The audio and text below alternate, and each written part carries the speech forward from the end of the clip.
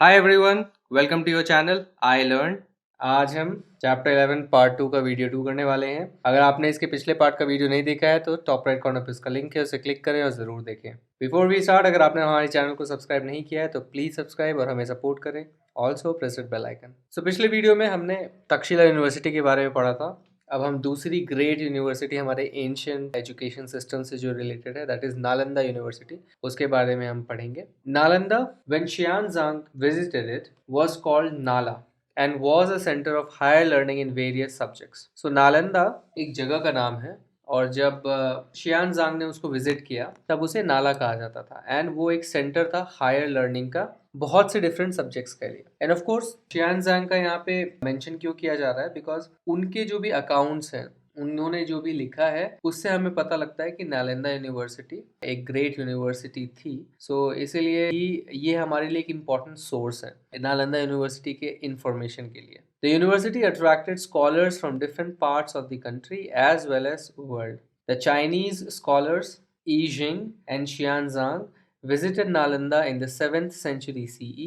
They have given vivid accounts of Nalanda. So ये जो university थी वो different parts of India as well as world से attract करती थी स्कॉलर्स को। एंड ऑफ कोर्स यही रीज़न था कि वो इतनी फेमस थी कि चाइना से भी स्कॉलर्स, एंड ये दो फेमस स्कॉलर्स हैं जिनके अकाउंट से हमें पता लगता है कि नालंदा यूनिवर्सिटी कैसी थी।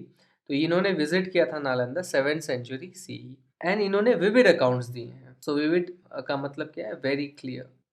ऐसे तरह से उन्होंने बताया कि यू कैन एक्चुअली इमेजिन क्या हुआ करता होगा उस समय। They have noted that as many as 100 discourses happen on a daily basis in a variety of disciplines through the methods of debate and discussions. So उन्होंने क्या बताया है? They have noted यानी they have told कि as many as 100 discourses. Discourses का क्या मतलब है?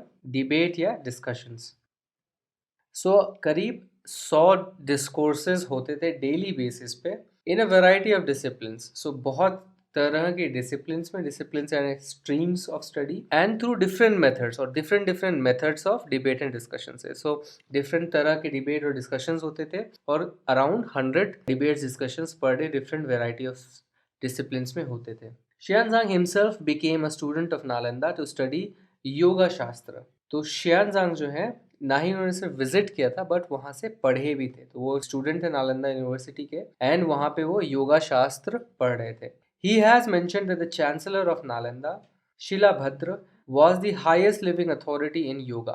The courses of study offered by Nalanda University covered a wide range, almost the entire circle of knowledge then available. Students at Nalanda studied the Vedas and were also trained in fine arts, medicine, mathematics, astronomy, politics and the art of warfare. So उन्होंने क्या mention किया है अपने accounts में कि वहाँ के जो चांसलर थे शीलभद्रा, वो हाईएस्ट लिविंग अथॉरिटी है योगा के लिए। हाईएस्ट लिविंग अथॉरिटी यानी सबसे सुपीरियर अगर कोई है योगा के लिए तो वो शीलभद्रा है। सो आई थिंक ये भी एक one of the important hint है कि जो योगा है वो इंडिया से ओरिजिनेट हुआ है and already 7th century CE में शीलभद्रा नाम के एक पायनियर थे, एक इम्पॉर्टेंट टीचर थे योगा के, जिन्होंने शियानजांग को पढ़ाया। और जो कोर्सेज वहाँ पे ऑफर किए जाते थे नालंदा यूनिवर्सिटी में वो बहुत वाइड रेंज को कवर करते थे एंड आप कह सकते हैं कि ऑलमोस्ट सारे सर्कल ऑफ नॉलेज, सारे स्ट्रीम्स ऑफ नॉलेज को वो कवर करते थे उस समय जो भी अवेलेबल थे। जो वहाँ के स्टूडेंट्स थे वो वेदास को पढ़ते थे, वेद को पढ़ते थे एंड उनको fine arts, medicine, mathematics, astronomy, politics और आर्ट ऑफ वॉरफेयर में भी ट्रेन किया जाता था। आर्ट ऑफ वॉरफेयर यानी युद्ध। सो वॉर यानी फाइटिंग कैसे की जाती है, वॉर में कैसे लड़ा जाता है, इसके बारे में भी ट्रेनिंग दी जाती थी। सो नालंदा यूनिवर्सिटी के बारे में कुछ और फैक्ट्स पढ़ते हैं। The ancient Nalanda was a center of learning from the 5th century CE to 12th century CE. Located in present-day Rajgir, Bihar, India, Nalanda was one of the oldest universities of the world and UNESCO declared the ruins of Nalanda Mahavihar a World Heritage Site. The new Nalanda University is envisaged as a center of inter-civilizational dialogue. तो जो पुरानी नालंदा थी वो centre of learning थी 5th century सी से लेके 12th century C तक। So around 700 साल तक वो सेंटर ऑफ लर्निंग रहा। एंड आज का लोकेशन अगर हम कंपेयर करें तो वो है राजगीर, जो कि बिहार में है। एंड नालंदा वर्ल्ड की ओल्डेस्ट यूनिवर्सिटीज़ में से एक है और यूनेस्को ने इसके भी रूइंस जो हैं उसको वर्ल्ड हेरिटेज साइट डिक्लेयर कर दिया। सो तक्षशिला को भी डिक्लेयर किया गया था एंड इसको भी डिक्लेयर किया गया था। और जो नई नालंदा यूनिवर्सिटी है, तो वहाँ पे एक नई नालंदा यूनिवर्सिटी भी बनाई जा रही है। उसको कैसा एनविसाज किया गया, एनविसाज करना यानी प्रेडिक्ट करना कि ऐसा कुछ होगा या कोई बनने वाला है। सो ऐसा प्रेडिक्ट किया जा रहा है कि जो नालंदा यूनिवर्सिटी है वो एक centre of inter civilizational dialogue बनेगी। सो इंटर सिविलाइजेशन यानी different civilization, so for example may be eastern and western, तो डिफरेंट सिविलाइजेशन के बीच में एक कॉन्वर्सेशन, सो इंटरेक्शन का एक सेंटर बनेगा। रोल ऑफ कम्युनिटी, तो उस समय की जो कम्युनिटी थी, जो सोसाइटी था, उसका क्या रोल था एजुकेशन सिस्टम पे, अब हम ये पढ़ते हैं। At that time knowledge was considered sacred and no fees was charged. So हमें एक चीज क्या पता लगती है कि उस समय नॉलेज को सेक्रेड माना जाता था, बहुत पवित्र माना जाता था, होली माना जाता था, एंड इसीलिए कोई भी फीस चार्ज नहीं की जाती। So it is very much different from today. आज एजुकेशन एक बिजनेस है एंड इनफैक्ट इतनी खराब हालत है कि नर्सरी के बच्चों की पढ़ाई के लिए आपको अराउंड 1 लाख 2 लाख देना पड़ता है। So this has become a complete business and education जिसको एक्चुअली फ्री होना चाहिए वो और भी ज्यादा एक्सपेंसिव होते जा रहे हैं। उस जमाने में लोगों ने इस चीज को उल्टा कर दिया, वहां पे उसे सेक्रेट माना जाता था एंड कोई भी फीस चार्ज नहीं की जाती। Contributions towards education were considered the highest form of donation, and जो भी contribution education की तरफ की जाती थी उसको highest form of donation माना जाता था। highest form यानी सबसे ज़्यादा उच्च डोनेशन का माना जाता है। फॉर एग्जाम्पल अगर आप आज मंदिरों में डोनेट करते हैं एंड उसे हम सबसे नोबल फॉर्म या हाईएस्ट फॉर्म ऑफ डोनेशन मानते हैं, या फॉर एग्जाम्पल कभी कुछ डिजास्टर्स हो गए तो आप रिलीफ फंड के लिए आप डोनेट करते हो, बट उस जमाने में एजुकेशन के लिए कंट्रीब्यूट करना सबसे इम्पॉर्टेंट या सबसे हाईएस्ट या most respected form of donation माना जाता था। All members of the society contributed in some form और द अदर, और सोसाइटी के सारे मेंबर्स कंट्रीब्यूट करते थे किसी भी फॉर्म में, इन वन वे और द अदर वो कंट्रीब्यूट करते थे। कैसे? Financial support came from the rich merchants, wealthy parents and society.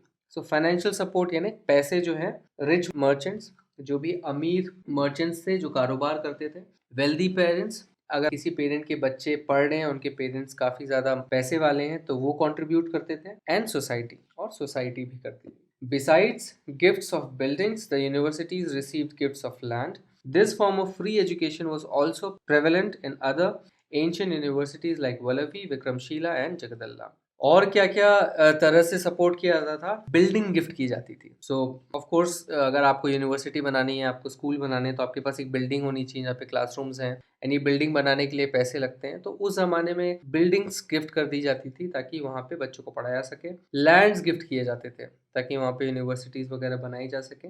And इस तरह का जो फ्री एजुकेशन था वो सिर्फ नालंदा में ही नहीं, उस समय पे दूसरी जगहों पर भी प्रेवलेंट था। प्रेवलेंट यानी वाइड स्प्रेड, मतलब उस समय फैला हुआ था, काफी पॉपुलर था। कहाँ पर? Vallabhi, Vikramashila and Jagaddala. At the same time, in the south of India, Agraharas served as centers of learning and teaching.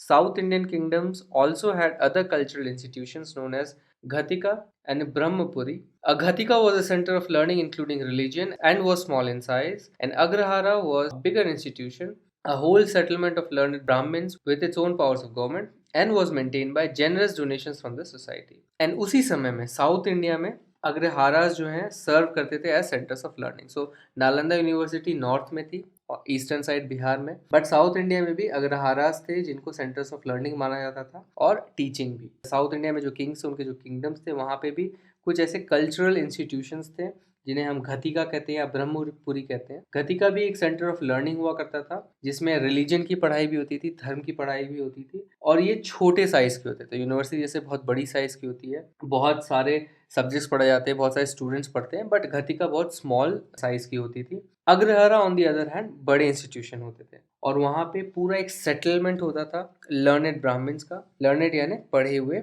Knowledgeable, and settlement यानी कम्युनिटी। सो एक ग्रुप ऑफ ब्राह्मण्स जो एक साथ रहते हैं एक जगह पर, उनका एक सेटलमेंट था वहाँ पे। उनकी अपनी गवर्नमेंट थी, उनके पास अपना पावर था। सो बेसिकली उनकी अपनी ऑटोनॉमी थी, एंड उनको मेंटेन करने के लिए सोसाइटी से उनको जेनरस डोनेशंस मिलते थे। तो सेम मेथड कि कैसे नॉर्थ में भी नालंदा यूनिवर्सिटी को डोनेशन से या तो लैंड या तो बिल्डिंग या तो मनी मिलता था, यहाँ पर भी सेम सिस्टम फॉलो होता था। टेम्पल्स, मठ्स, Jain Basadis and Buddhist viharas also existed as other sources of learning during this period. So temples हो गए, मठ हो गए, जैन बसडीज हो गए, बुद्धिस्ट के विहारास हो गए, ये भी एग्जिस्ट करते थे as sources of learning during this period. In fact Jain basadis जो हैं ये आप कर्नाटका स्टेट में बहुत सारे मिलेंगे.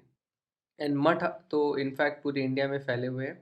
अलग अलग धर्मों के मठ होते हैं जहाँ पे स्पेशली रिलीजियस गुरुज रहते हैं और वहाँ पे वो अपनी धार्मिक स्पेशली रिलीजियस टीचिंग्स को परस्यू करते हैं. Continuation of Indian education system.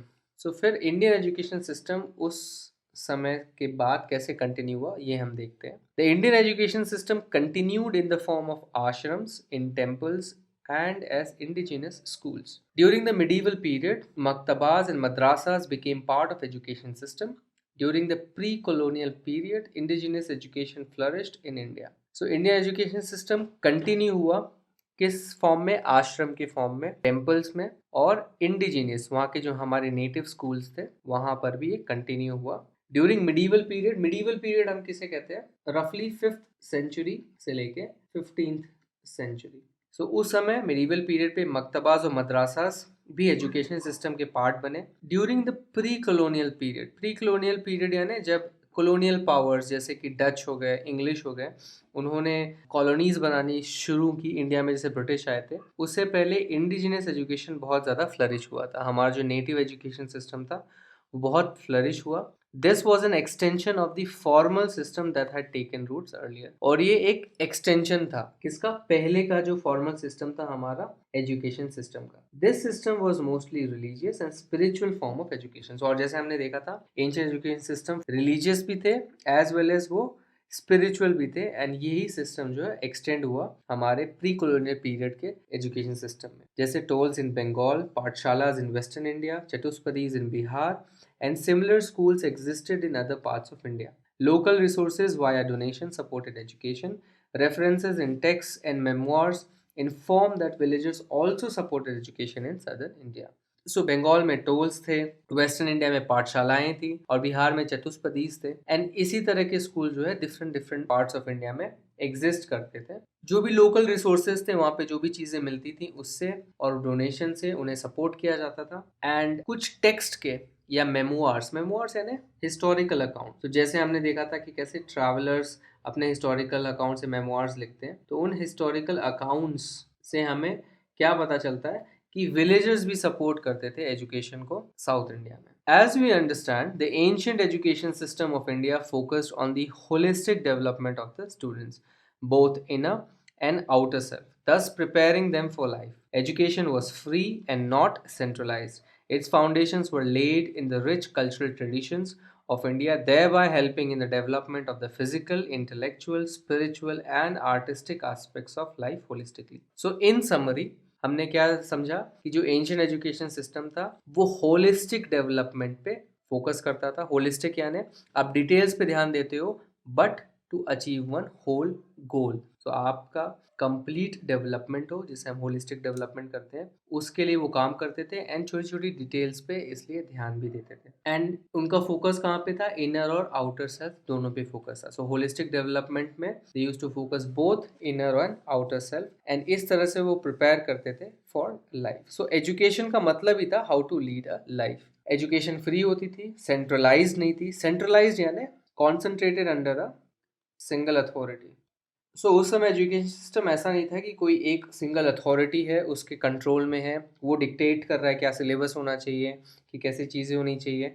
वैसा नहीं था. हमें पता था कि अलग अलग आश्रम्स में, अलग अलग टेम्पल्स में अलग अलग गुरुज होते थे और वही सिलेबस, वही एडमिशन प्रोसेस कंट्रोल करते थे. सो यू कैन इमेजिन कि टीचर टू टीचर चीज़ें वेरी करती होंगी and different kind of flavour as you can say कि एजुकेशन का उस समय हुआ करता होगा. एंड उसकी फाउंडेशन इसलिए कहाँ पे बनती थी? वहाँ के रिच कल्चरल ट्रेडिशंस पे बनती थी. It's foundations were laid in the rich cultural traditions of India, thereby helping in the development of the physical, intellectual, spiritual and artistic aspects of life holistically. And क्योंकि उसकी जो नींव थी, foundation थे, वो कल्चरल ट्रेडिशंस पे based थे, इसलिए वो फिजिकल, इंटेलेक्चुअल, स्पिरिचुअल और आर्टिस्टिक एस्पेक्ट्स ऑफ लाइफ को भी होलिस्टिकली मतलब कंप्लीटली डेवलप करने में हेल्प करते थे. Our present day education system has a lot to learn from the ancient education system of India. Therefore, The stress is being laid on connecting learning to the world outside the school. Today, educationists recognize the role and importance of multilingual and multicultural education, thereby connecting the ancient and the traditional knowledge with contemporary learning. आज का जो education system है जिसमें हम और आप educate हुए हैं या एजुकेट हो रहे हैं, हमें एंशियंट एजुकेशन सिस्टम से कुछ सीखना चाहिए. सो ऑफ कोर्स अगर आपसे क्वेश्चन पूछा जाए कि क्या सीखना चाहिए, तो आपके पास कुछ एकदम क्लियर एग्जांपल है. So one of the main problem जो आज की लर्निंग की है वो ये है कि अगर आप स्कूल में पढ़ते हो एंड आप कॉलेज कर लेते हो फॉर एग्जांपल, एंड आपको अगर रियल वर्ल्ड में छोड़ दिया जाए तो आप एक डिस्कनेक्ट सा फील करते हो. आपको ऐसा लगता है अरे मैंने जो पढ़ा वो तो यूज हो ही नहीं रहा है. आप मैथ्स में इतने इक्वेशन सॉल्व करते हो, बट आप रियल वर्ल्ड में आते हो तो आपको पता ही नहीं होता है कि ये इक्वेशंस क्यों पढ़े मैंने. एंड इनफैक्ट ये एक जोक भी पॉपुलर हो गया है कि इतनी मैथ्स क्यों पढ़ते हो, मैथ्स तो कभी यूज होती नहीं. एंड ये ऑफ कोर्स एक भ्रम है, ये गलत धारणा है, ऐसा नहीं है. द मेन प्रॉब्लम है कि हमने हमारी लर्निंग को रियल वर्ल्ड से कनेक्ट करने की कोशिश नहीं की. हमारा सिलेबस भी ऐसा नहीं है कि उसे कनेक्ट करें. इसीलिए स्ट्रेस किस पे होना चाहिए? Stress is being laid on connecting learning to the world outside the school. तो इस पे स्ट्रेस देने की अब कोशिश की जा रही है. इसलिए आप देखोगे कि अब एक नया टर्म बहुत पॉपुलर हो रहा है इवन एजुकेशन सिस्टम में, दैट इज कॉल्ड स्किल. सो एक तो होता है नॉलेज कि आपके पास नॉलेज आएगी बुक्स पढ़ के, बट उसी नॉलेज को आप स्किल में कैसे कन्वर्ट करते हो. When it is converted to a skill, आप उस चीज को अप्लाई कर पाते हो. तो स्किल का मतलब है कि you are able to apply the knowledge. Apply करना है ना, उसको यूज कर पाना, to make something, to create something, और to solve a problem. Simple see अगर हम चीज़ें देखें तो आप कैसे चीज़ों को सॉल्व कर पाएँ. तो आपने फॉर एग्जांपल इतनी सारी फिजिक्स पढ़ी है, इलेक्ट्रिसिटी के बारे में पढ़ा है, लेकिन अगर आपका घर में बल्ब खराब हो गया या फॉर एग्जांपल आपके घर में कोई इलेक्ट्रॉनिक चीज़ खराब हो गई, तो आप उसको खोल के कुछ कर भी नहीं पाते हैं बिकॉज आपको डर लगता है, आपके सिलेबस में नहीं है, तो let's not do it. But when you learn skills, आपके अंदर एक कॉन्फिडेंस आता है एंड आप अपनी लर्निंग को किसी ना किसी तरीके से अप्लाई कर पाते हैं. सो दैट इज़ व्हाट अब फोकस में आ रहा है, इस पे स्ट्रेस दिया जा रहा है. इनफैक्ट जो न्यू एजुकेशन पॉलिसी है हमारे इंडिया में जो आ रही है, उसमें भी मेन फोकस कहाँ पे रहेगा? स्किल पे रहेगा, ताकि हम जो भी स्कूल में पढ़े वो हम आउटर वर्ल्ड के साथ कनेक्ट कर पाए. Today educationist recognize the role and importance of multilingual and multicultural education. Educationist आप किसे कहते हो? एजुकेशनिस्ट ऐसे लोग हैं जो एजुकेशन को कैसे इवॉल्व किया जाए, कैसे चेंज किया जाए, या क्या उनमें इनकॉर्पोरेट किया जाए. सो एजुकेशन सिस्टम को डिफाइन करने के लिए, एजुकेशन सिस्टम को चेंज करने के लिए, उसके ऊपर वर्क करने के लिए जो भी लोग होते हैं, जो रिसर्च करते हैं, उनको एजुकेशनिस्ट कहते हैं. एंड उन्होंने क्या रिकग्नाइज किया है कि आज मल्टीलिंगुअल मतलब अलग अलग लैंग्वेज में प्लस मल्टीकल्चरल एजुकेशन का बहुत ज़्यादा इंपॉर्टेंस है. इनफैक्ट बीच में ऐसा पॉइंट आया था हमारे कंट्री में भी कि हमने इंग्लिश लैंग्वेज पे बहुत ज़्यादा फोकस करना स्टार्ट कर दिया था बिकॉज ऑफ कोर्स हम ब्रिटिशर्स के अंदर थे एंड उसका काइंड ऑफ एन इफेक्ट था ये. एंड ये इफेक्ट वर्ल्ड के सारे कंट्रीज़ में भी गया बिकॉज ब्रिटिशर्स ने बहुत सारी कंट्रीज़ को कॉन्कर किया. सो इंग्लिश एक पॉपुलर लैंग्वेज भी बन गई. बट धीरे धीरे अब ये चीज़ को समझा जा रहा है कि अगर आप स्टूडेंट्स को उनकी ही मदर टंग में पढ़ाओगे रादर देन उनको आप स्ट्रगल कराओ इंग्लिश में पढ़ा के, तो मदर टंग में अगर आप पढ़ाओगे तो स्टूडेंट ज़्यादा अच्छे से समझेंगे. एंड इस चीज़ पे फोकस और इसका इम्पोर्टेंस उनको लोगों को दिख रहा है, तो फोकस भी बढ़ रहा है. And may be in coming years आप देखोगे कि थोड़ा सा ये चेंज आपको एजुकेशन सिस्टम में भी दिखेगा. एंड इस तरह से वो क्या करने की कोशिश भी कर रहे हैं, वो एंशियंट और ट्रेडिशनल नॉलेज को कनेक्ट करने की कोशिश कर रहे हैं कंटेम्प्रेरी. कंटेम्प्रेरी का मतलब होता है ऑफ करंट पीरियड, आज के ज़माने की फॉर एग्जाम्पल. तो आप जिस पीरियड की बात कर रहे हो अगर आप उसको रेफर करते हो तो उसको कहते हैं हम कंटेम्प्रेरी. तो आज की जो पीरियड की लर्निंग है उसको हम किससे कनेक्ट करने की कोशिश कर रहे हैं? एंशियंट और ट्रेडिशनल नॉलेज से, बिकॉज वहां पर जो फीचर्स थे, ऑफ कोर्स आप अगर एक स्टेप बैक लेके, बिकॉज हमने पूरा ये चैप्टर पढ़ा है, एक चीज बहुत ही क्लियर है कि हम सेंटर्स ऑफ लर्निंग थे. We were the centre of learning. And it's not just कि हमारे पास एक ही यूनिवर्सिटी थी, हमारे पास दो यूनिवर्सिटीज़ थी. एंड इनफैक्ट अगर हम और भी दूसरी यूनिवर्सिटीज़ को देखें तो हमारे पास मे बी 10-20 यूनिवर्सिटीज़ होंगी जो बहुत फेमस होंगी उस समय. एंड प्लस हमने कुछ 5-6 लोगों के नाम देखे जो कि पायनियर थे अपने अपने सब्जेक्ट में। बट आज के लर्निंग सिस्टम को अगर हम देखें तो ऐसा कुछ भी इम्पैक्टफुल हम नहीं कर पा रहे हैं। सो हमने हार्वर्ड यूनिवर्सिटी के बारे में सुना है, ऑक्सफोर्ड यूनिवर्सिटी के बारे में सुना है, ये सब कहाँ पर है? वेस्ट में है। बट उस जमाने में जब जिस जमाने की हम बात कर रहे थे 5th century C, 7th century C, I think उनके कंपैरिजन में इंडिया की यूनिवर्सिटीज थी Nalanda and Takshashila. So that means वो कुछ तो अलग या कुछ तो सही कर रहे थे, they were doing something right, and उस चीज को हम समझ रहे हैं आज कि वो क्या चीज थे। एंड अब हम ट्राई कर रहे हैं कि उन अच्छी चीजों को हम आज इम्प्लीमेंट करें और उन चीजों को आज के लर्निंग के साथ कनेक्ट करें, ताकि may be in coming times हम अगेन सेंटर्स ऑफ लर्निंग बन जाए। सो चलिए आप कॉम्प्रिहेंशन चेक से क्वेश्चन करते हैं। Where did nuns and monks receive their education? So nuns और मंक्स कहाँ पे रिसीव करते थे education? Nuns and monks receive the education in the Buddhist monasteries और विहारा। सो कहाँ पे करते थे? बुद्धिस्ट मोनेस्ट्रीज में, जिन्हें हम विहारास भी कहते थे। आपके बुक में एक और टर्म का इस्तेमाल किया गया, that is Mahavihara for Nalanda, and that means it was a very big monastery. So महा का मतलब हो गया बिग या very big.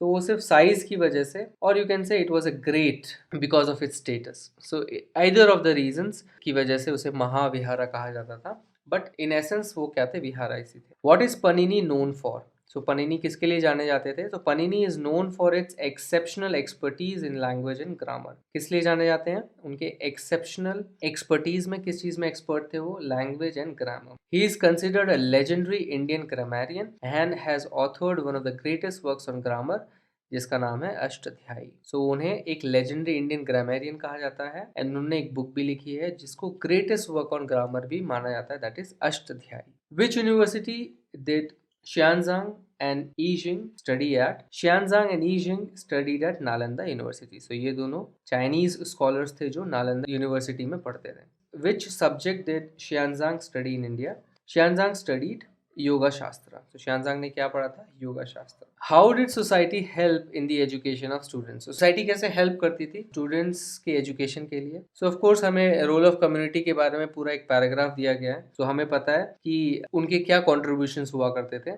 So we can write since knowledge was considered sacred. So हम रीजन दे रहे हैं फर्स्ट ऑफ ऑल, क्योंकि नॉलेज को सेक्रेड माना जाता था। All members of society contributed towards the education of the students through donations, gifts of land and buildings to educational institutions और अदर फाइनेंशियल सपोर्ट। तो सारे मेंबर्स ऑफ सोसाइटी कंट्रीब्यूट करते थे एजुकेशन की तरफ। कैसे? थ्रू डोनेशंस, गिफ्ट करते थे लैंड, बिल्डिंग्स इन एजुकेशन इंस्टीट्यूशंस को, या other types of financial support देते। Thanks for watching this video. अगर ये वीडियो आपको पसंद आया तो इस वीडियो को एक लाइक दीजिए, अपने कमेंट्स और फीडबैक्स कमेंट सेक्शन में लिखिए, और हमारे चैनल को सब्सक्राइब कीजिए। आप हमारे चैनल को सब्सक्राइब इस गोल्ड लोगो पे क्लिक करके सब्सक्राइब बटन दबा के कर सकते हैं। इस बेल आइकन को भी प्रेस करना ना भूलें, ताकि हमारे सारे वीडियोस के नोटिफिकेशन आप तक जल्द से जल्द पहुंचे। आपके क्लास के अगले सब्जेक्ट के वीडियोस के लिए स्टे ट्यून्ड। Bye bye.